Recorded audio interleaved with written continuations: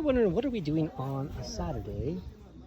And we're out fishing in Colombia. Caught a fish. No idea what type of fish it is, but we're gonna eat it. If it's going right now. This is Valeria's fish, who happens to be bigger than my fish. And this is my fish. Kind of looks like a koi fish. We have no idea the names of these fish. We're gonna eat them though. And Valeria's a better fisherman than I am, because Valeria caught the first fish. Your fish is actually still alive. No, poor. It is what it is, babe. Perhaps.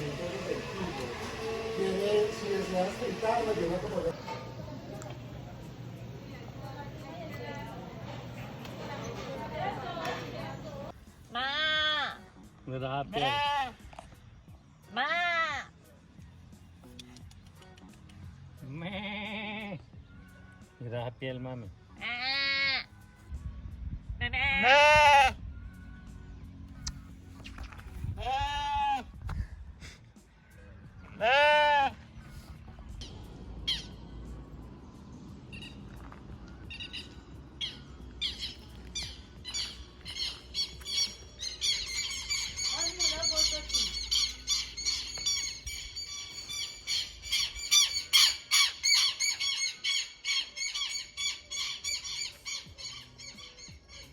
Bueno, el cafecito es un café caturro en contacto con el agua, pero ya les explico cómo funciona mientras prendemos acá.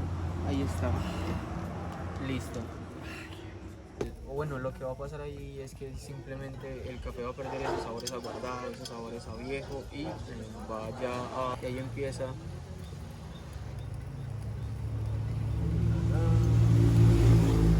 Yo nunca había visto este método. Es muy bonito, muy visual. ¿Por qué? Oye, Valeria. Oye, Valeria. Buenos, bienvenido, caballeros, damas. Welcome to week 19. Week 19 of the Hack Reactor Coding Bootcamp documentation finalization. Wow, I say finalization because this is the last time I'm doing this series when it comes to documenting my time in the Hack Reactor Bootcamp, because it's a 19-week program and I've just completed 19 weeks. So I'm done with the program and moving on to full-time job searching, placement searching for when it comes to a junior entry-level position for software engineer. And what you're seeing right now on the screen is a little bit of the videos I provided earlier in this episode, where myself and my family, the Colombian family, we went to Finca Marcelandia. Finca Marcelandia. It's about an 50 to an hour minute walk from where we live in Santa Rosa de Cabal, out in the campo in the countryside. And essentially it's a big farm property that has a hotel, a restaurant, also the additions of going like horseback riding up a mountaintop. That mountaintop is like over that way. In addition, there are 2 or 3, there's basically one big pond and there's like 2 small ponds where you have the opportunity, if you so please, to go fishing to catch your fish that they will cook for you for lunch or dinner. And that was the footage you saw briefly of myself and Valeria. We caught fish that we both had for our lunch on Sunday. And I've come to find, from living in this part of Colombia, that it seems like there are several, or it's part of the culture to go to fincas. Certain fincas do offer this as a feature where you can go to their property and they have it set up to where you can catch your fish that they'll then cook for you. And I don't know necessarily, from my time living in Colombia for almost 2 years now, if that is an extreme commonality all across the country, but I know in the Departamento of Risaralda, as well as it does seem like it's kind of common in Antioquia, another departamento of Colombia. Colombia has 32 departamentos. Departamentos are similar to how there are states in the United States, or there are provinces in Canada, or there are territories like there are in Australia. And there are, I forget what they're called in India, but India is a very diverse country in itself with different cultural boundaries that are diverse from that standpoint in the bordering lines of India.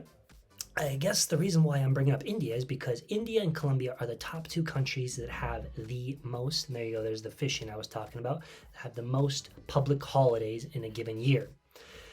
Now, if you ask most Colombians why a particular holiday is taking place, more times than not, it's generally a religious holiday, and more times than not, that individual doesn't really know what the holiday is for. They just know that they have the day off, and it leads to spending the day with friends and family and relaxing. That being said, this week 19 of the program is dedicated to Career Service Week or Career Week. So this week we focused on working on finalizing resume, cover letter, going into detail about how to handle the whole interview process from the beginning to the end. So generally the beginning can consist of phone interview or video interview, and then transitioning to getting some form or other of like a coding challenge, which then can transition to a technical interview and meeting different members of the team.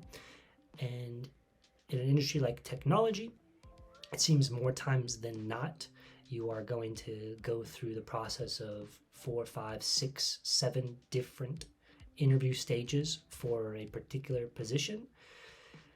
So that is good for myself and many other individuals in my cohort, or an individual that's in the tech space as a software engineer, to know and come to terms with that it can be a lengthy process, and potentially from an employer standpoint, the individual doing the hiring, it can take a month maybe on the fast end for a bigger technology company, but let's just say on average 4 to 6 weeks from the time an individual, a company starts the hiring process and they finalize the hiring process for a particular position. In addition, we also covered salary negotiations, handling objections, how to present your story, how to go about behavioral interviews, things along that nature, and finalizing portfolio website. Tools this week that I focused on. Well, first off, let's just add going to the Finca Recreational Marcelandia. This is where the area of town in Santa Rosa that we live in, and Google Maps has it as I believe like a 49-minute walk, something like that. But because we took several stops throughout the way, it's about an hour walk to get to Finca Recreational Marcelandia, and you walk on the road that's in the Campo side, so there's no sidewalks or anything like that, so you're getting passed by cars a lot. But nonetheless, it's safe, and there's enough traffic there, and there's a lot of restaurants that it's a really nice area of the countryside. And it's also a direct route to one of 2 thermales or hot springs that are located outside of Santa Rosa. The farthest one is called San Vicente. That's about a 50-minute drive from town to get to that hot springs. The other one is called, I'm trying to see if I can find on the map. It's just called Las Termales de Santa Rosa de Cabal, and that's only about a 20-minute drive from town, and that one has a much heavier amount of tourists that go there, tourists being locals, not international tourists. And yes, that's what we did this Sunday.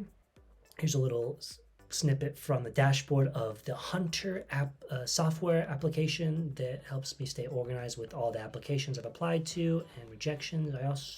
I didn't update it now, but I just got a message on taking a coding challenge from a particular company that I will need to shift to technical interview. So at the moment, I'm just over like 140 applications submitted. And this week, I mainly focused on finding positions on Otta. One of my cohorts suggested this website, and I have come to like it from the standpoint of you can fill out a lengthy profile of yourself ahead of time, and it helps with applying to positions much faster. And it seems like a lot of the companies that are listed on this website will go ahead with the hiring process as far as sending you right away early on a technical coding challenge rather than scheduling a phone interview or video interview. So they're more let's just say ahead of probably most likely how the industry is going to go in the future with how they conduct interviews and getting right towards just demonstrating your technical savvy or your technical ability ahead of time.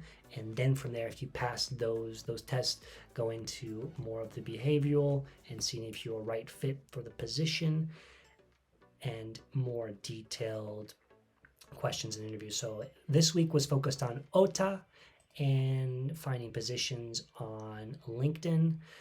I'm just going to give a little thought here. There's a company called Crossover, and I did a little research on them.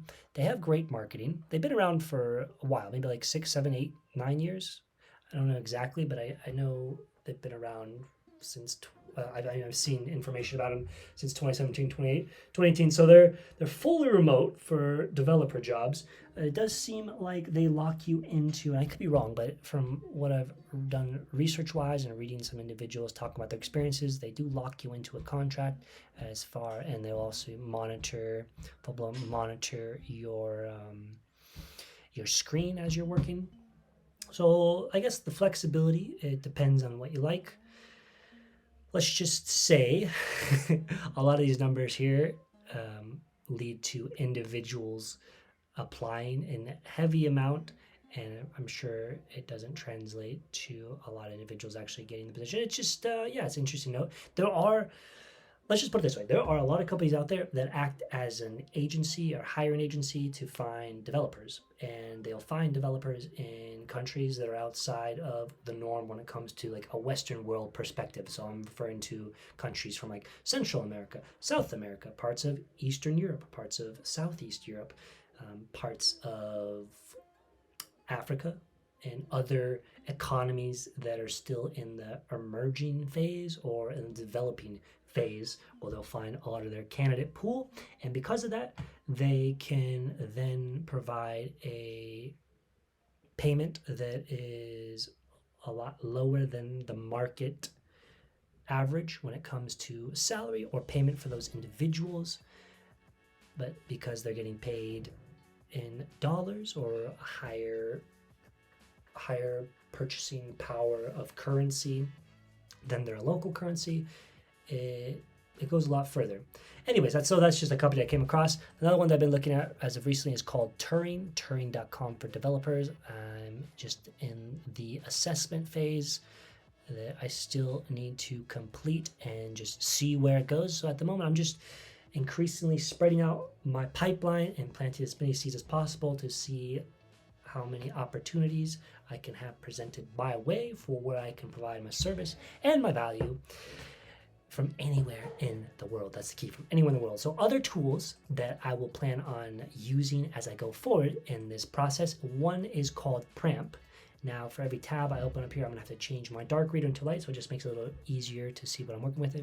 One is called Pramp.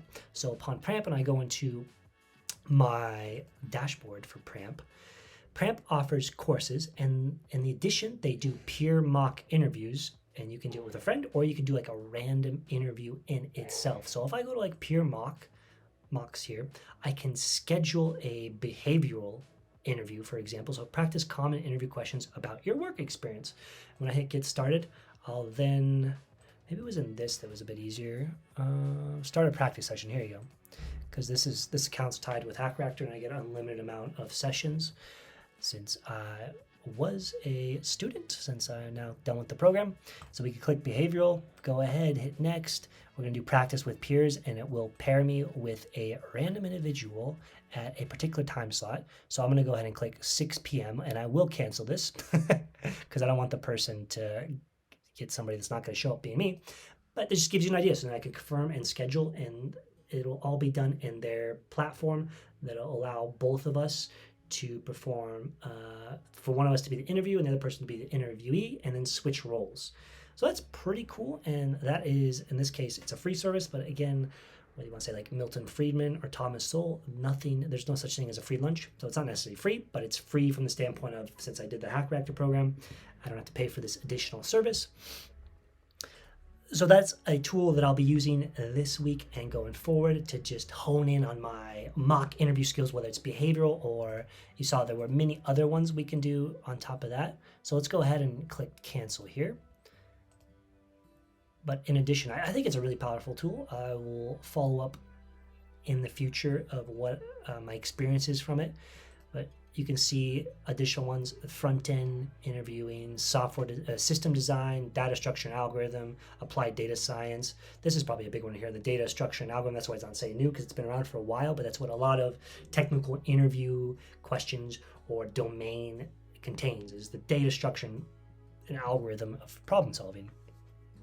And the other tool that I plan on using going forward is called Hack Reactor. Let's go ahead and make this lighter. Wow, I guess it's on a dark version, so it doesn't make a difference.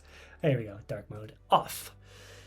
So Hack Reactor does two things. Oh, they do many things, but they do preparation and they do tests for companies that are looking to hire the developers, and they have inbuilt tests that allow to detect plagiarism from a standpoint of cheating, or just built-in software tests that make it easy for the company that's looking to hire a developer to see if they have the skills and the level of expertise to be passed along and to be moved along the interview process and to be an ideal candidate. So with the preparation, they have numerous different topics they offer. They also have numerous courses. I know they had courses here. I guess, I don't know. I guess you can click a topic and then you can start going right into it. But I know they also do certifications that you can obtain, that you can build on in your profile. And your profile, the good thing about building out your profile is there is a jobs board on your profile, and the profile will be linked to your job board so that when companies are looking at your profile, they can see all of your certifications or accomplishments or your capabilities on the Hacker Rank platform, to see where you stand from a standpoint of not experience from the standpoint, but your skill level, your technical skill level. So going forward, these are sources that I will be implementing into my day-to-day working, sharpening my skills going forward as a software engineer, is Pramp and Hacker Rank. And let us move on to additional learnings this week. I spent on ethical hacker course on LinkedIn Learning. It was a learning path course. I think it consists of about 34 hours of content. I'm more than halfway through. The highlighting aspects that came from this course were just the massive demand that exists now, but also in the future, of cybersecurity opportunities for businesses and governments, and also personnel, or just an individual standpoint of the extreme amount of opportunities that exist there for security to be penetrated. But it's simple. So some of the examples that were given during these courses were like hijacking a session, intercepting, being the man in the middle attack, intercepting tokens or intercepting data that's going from the server to the client, and then making small tweaks in the push, let's just say for an HTTP request, the push information. Let's say you're making like a bank transaction and intercepting the description for what is the amount that is being requested to be put into an account or taken out of account, and making how to make that adjustment of a number and being the man in the middle. Or social engineering is quite interesting. I would say that's a big component of what makes a hacker very successful, is the knowledge and know-how of how to socially engineer a situation. Also, I don't remember which video it was, but it was quite interesting. It talked about hiding messages in images, in pixel images. And when you put the same image side by side, it's very hard to detect which image is the one with the hidden message, because you put it in areas where the pixelation it's very hard to detect based off of how much red, I think it's red, green, and blue exist in the image, but you can put like secret messages in there, and then you can use special software, different software, that allows you to cipher that message. And it could just be like text message. It could be, I'm sure you can put files in the image itself. So that was really cool just to see the possibilities there. And in addition, a lot of these courses just highlight how big and vast the deep and dark web is compared to the surface web, which a large majority of web users use. Web users are not, most web users, I think on average, from different numbers I've seen, I don't know the exact number, but let's just say on average monthly users, there's like about 2 million users that use the Tor browser for using and accessing the dark and deep web to do whatever. And so that's a small amount compared to the surface web, but that's where a lot of certainly the black hat hackers spend a lot of their time. And black hat is the negative term for doing hacking from bad intentions, and a white hatter is the individual that is hacking for good intentions to find flaws in a system or software and then bring it to the attention of the individual owner or the parties involved for that software or that business or that system, and figure out a solution so that it doesn't get penetrated. So nonetheless, really enjoyed these courses thus far, and I'm looking forward to just diving deeper into ethical hacking. But here's the thing I gotta remember, is technology is very wide and there's so many different holes you can go down or interests. But I guess the main thing is just continually learning. That's something I'm always doing, is continually learning. And one other thing I want to add before I sign off, another course that just came out recently on LinkedIn Learning is called Generative AI, the Evolution of Thoughtful Online Search. It's really short, 26 minutes, but I would like to highlight the reason why it's coming out 1 week ago, why it just came out, is because of just how quickly search is changing right in front of our eyes. When I'm saying search, I'm talking about the mainstream search engines, using the example of Google, using the example of Bing.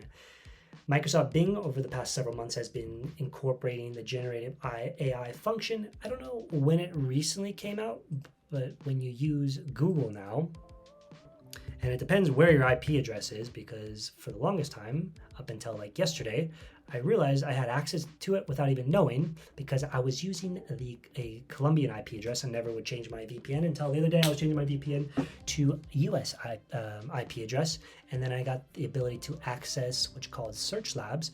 And anytime now you enter a search, let's do this. How do I make an arepa con queso? Let's do that.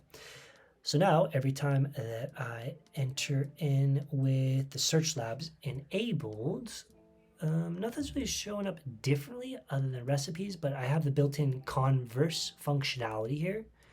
And I'm sure, here we go, generating AI. List out queso. And I believe too, because this is on Google's platform, let's get rid of this guy in the corner. No, they don't. Sometimes you can just do an audio query, but I guess I'm not giving it there. List out the steps for making con queso. Here are some results. So what you're seeing is the search functionality now going forward isn't going to be just creating a query and like asking a question. It's going to be more immersive from that standpoint of like a natural dialogue you're having in your search capabilities. And I think in this video, if I remember correctly, it was talking about how you're now having responsive search engines. I think that's what it's called, responsive search engines. So the reason I did this is just to kind of get a step ahead of where the direction of and the power lies in performing research and search, and how big tech companies are continually adding to their search engine capabilities and seeing the shift right in front of our eyes with generative AI being built into that. And that creates a whole new avenue of how content creators, bloggers are going to now have to shift and pivot to how they get found online, especially now that majority of people, when they're doing search, let's just say in Google, if I just type in something random, you'll see like generative AI generally pops up. No, it doesn't. I think it has to be more specific. Let's just do triple T and see what that comes out to. But now what you're seeing first a lot of times is going to be the generative AI first, then videos people ask for, and then the actual traditional search queries or the search listings themselves. So when I was talking about this earlier in my Medium article, companies or bloggers are going to have to pivot and seek out different ways to be able to get that web traffic. And a tool that I've been using recently over the past couple weeks that's a similar to generative AI built into the search is a platform called Perpelexity.ai. I'm not actually entirely sure why they're not more widely used, although maybe they are quite widely used. I just don't know the user base. It has been a good search tool for when it comes to just conducting research for myself and come up with different ideas for how to approach problems and coding debugging, as well as coding creation and understanding the code. So with that said, I'm going to sign off. That was week 19. And I, as always, appreciate your time, energy, and thoughts that have gone on into this. Last but not least, I'm very excited that less than a month from now, myself and my girlfriend will be going to Bogota for about a day and a half. First time going to Bogota, so looking forward to that before we then shift continents and spend the next 6 months abroad in Europe. So thank you so much for watching. I'm signing off for now. Xander, the software engineer, signing off. Thank you so much. Ciao, ciao for now. Nos vemos el próximo.